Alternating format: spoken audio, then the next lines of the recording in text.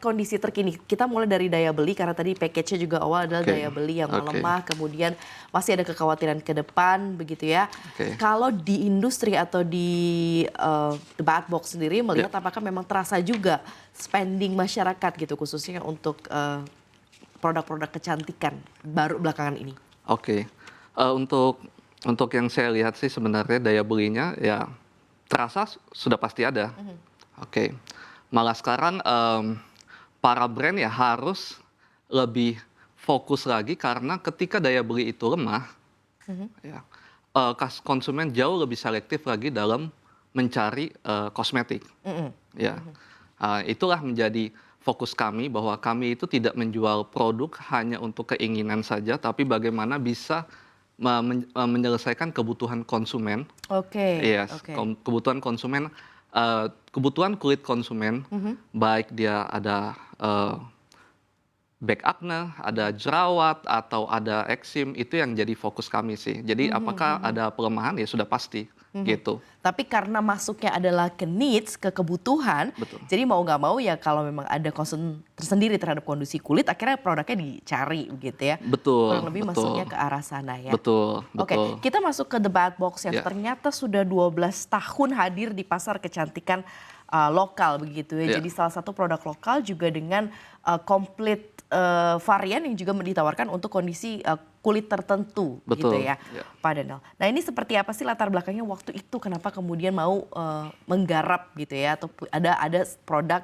yang memang fokusnya ke kecantikan, ke kulit di Indonesia? Ya. Latar belakang The Bad Box ya, yang sudah hadir 12 Mhm, tahun lebih ya, tidak terlepas dari latar belakang para pendirinya. mhm. Ya, termasuk saya ini kan berasal dari Papua. Oke. Ya, jadi Papua ini kan, kaya akan kekayaan alam, Mhm, nilai-nilai natural itu yang menjadi, pandangan saya terhadap produk natural ini mhm, sebenarnya. mhm, Kami mulai dari, dapur kecil dengan alat seadanya, bahkan dengan modal hanya di bawah 10 juta, mhm, mhm, gitu. Jadi, sebenarnya, kita membuat produk ini tuh untuk circle kita, mhm, di teman, kami sendiri. Nah, mhm, Eee, ketidaksengajaan ini ternyata menjadikan sebuah peluang atau kesempatan sebenarnya mhm, ya. mhm, Itu yang, eee, banyak banyak, teman atau circle terdekat ini yang mendorong kami untuk terus, "Ayo kalian coba, jualan, coba, mhm, mhm, semangat." Nah, awal-awal juga kami merasa kayak, oke, ternyata bisnis yang kami jalanin itu tidak tidak semudah yang kita pikirin ya. iya, iya, Iya, tapi customer-customer pelanggan pertama kami inilah yang mendorong kami untuk terus tetap maju. Ya itu yang menjadi latar belakang ya bahwa konsumen kami ini sebenarnya selama mhm, 12 tahun, bahkan ada konsumen kami selama 12 tahun itu masih tetap pakai produk yang kita bikin dari dapur kecil kita. mhm, Ya, mhm. Oke, berangkat dari kebutuhan, sekitar begitu ya betul, dan needs yang dibutuhkan kemudian tidak ditemukan di pasar mungkin ya seperti itu betul, kurang lebih ya, kemudian akhirnya digarap gitu. betul, 12 tahun ini yang dirasakan, menggarap pasar yang cukup niche di ya. Indonesia khususnya untuk produk kecantikan seperti apa? Yang dirasakan The Bad Box sendiri up and down-nya kemudian, cara untuk selalu hadir di pasar dengan Oke, karena kan kalau misalnya kita udah langsung ke kulit sensitif biasanya yang sering coba-coba nggak mau nih kata, apa sih nih untuk kulit sensitif? Oh enggak nih kulitnya nggak sensitif," gitu ya. misalnya seperti itu. Nah ini, bagaimana ngerasa up and down selama 12 tahun ini? Oh, ya. Tidak hanya di bisnis kosmetik saja ya, semua bisnis pasti juga merasakan seluruh up and down-nya Mhm, ya. mhm, Tapi ya, yang menjadi penguat kami ya selalu tentang konsumen. Mereka yang selalu, hadir, chat, mereka yang selalu datang pada saat kita event. mhm, Ya ini yang menguatkan kami untuk terus tetap bertahan pastinya, mhm, gitu. Jadi, saya rasa mungkin saya harusnya banyak berterima kasih kepada para konsumen yang selalu setia terhadap The Bad Box mhm, sebenarnya, ya. mhm. Waktu itu pertama kali hadir berarti dengan varian apa?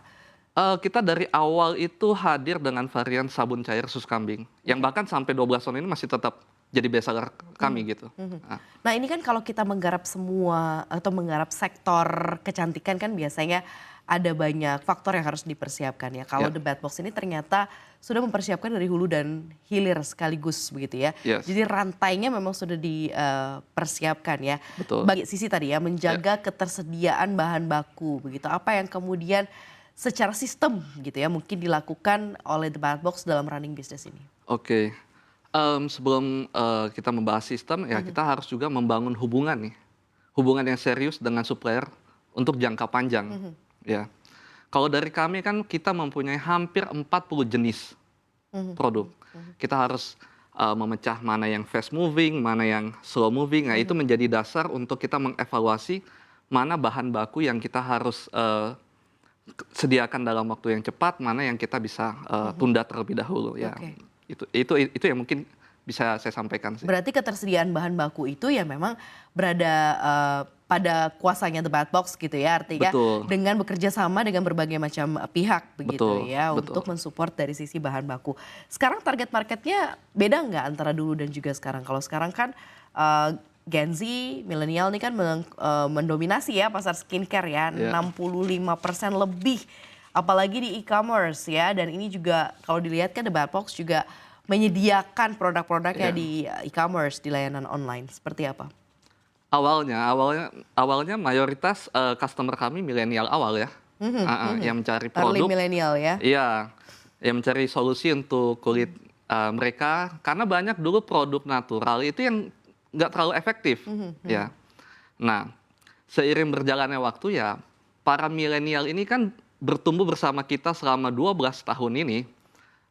Ini yang memperkenalkan malah kepada para Gen Z. Jadi kita ini brand yang cukup berbeda dibandingkan brand beauty lainnya, gitu. Jadi milenial yang konsumen kita yang sudah lama ini yang memperkenalkan nih brand kami kepada para Gen Z, gitu. Makanya brand kami ini bisa disebut juga lintas generasi, bahkan dari milenial, adiknya mungkin dia sudah menikah, udah punya anak, adiknya segala macam ini yang mereka memperkenalkan. Nah, itu yang mungkin menjadi kekuatan The Bad Box saat ini ya. Oke, jadi kayaknya marketing review dari teman-teman gitu ya, mulut ke mulut nih masih sangat-sangat benar-benar terpakai begitu ya di positioning The Bad Box saat ini.